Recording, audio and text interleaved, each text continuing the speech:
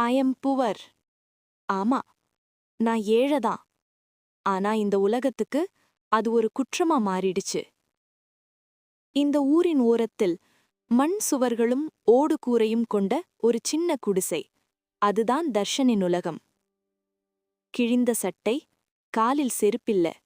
ஆனா முகத்துல ஒருபோதும் கெட்ட எண்ணமில்லை.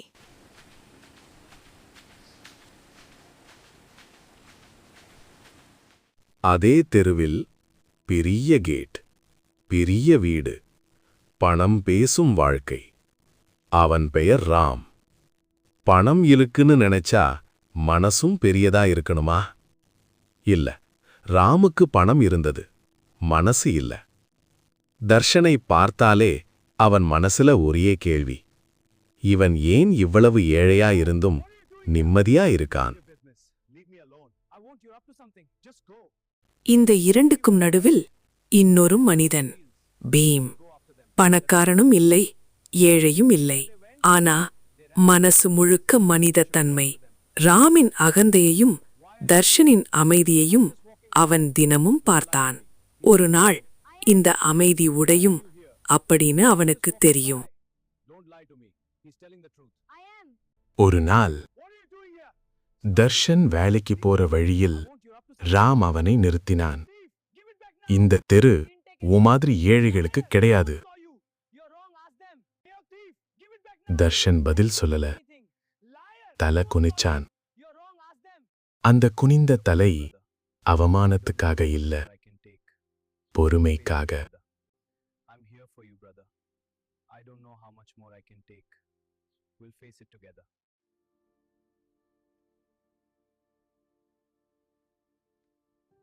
ராமன் மனசு இன்னும் கருத்தது. அவன் ஒரு முடிவு எடுத்தான். போய் தர்ஷன் திருடன் அப்படின்னு ஊர்ல பரப்பினான். ஒரு பொய் 100 வாயில பரவிச்சு. உண்மை மட்டும் அமைதியா அழுதுச்சு.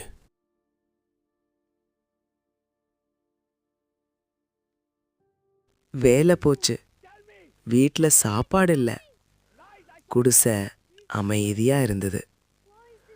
கண்ணீர் வந்துச்சு, ஆனா விழல.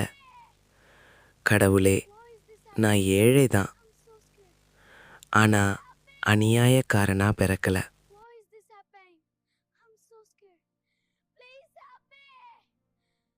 உண்மை எப்பவும் தாமதமாதான் வரும், ஆனா வராம போகாது.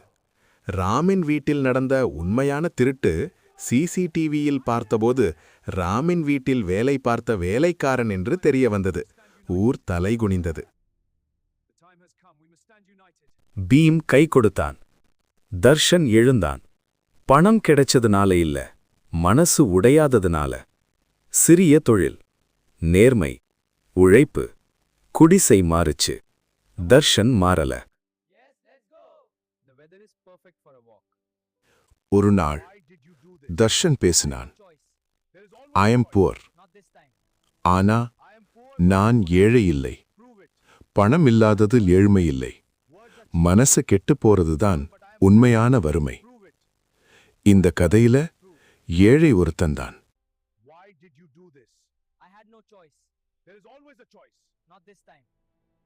நான் ஏழைதான், ஆனால் நான் நேர்மையானவன். தர்ஷன் படிப்படியாக முன்னேறி பணக்காரனானான். தர்ஷனைப் போல யார் என்ன சொன்னாலும் அதை காதில் வாங்காமல் இருப்பது நல்லது. அப்போதான் வாழ்க்கையில் முன்னேற முடியும்.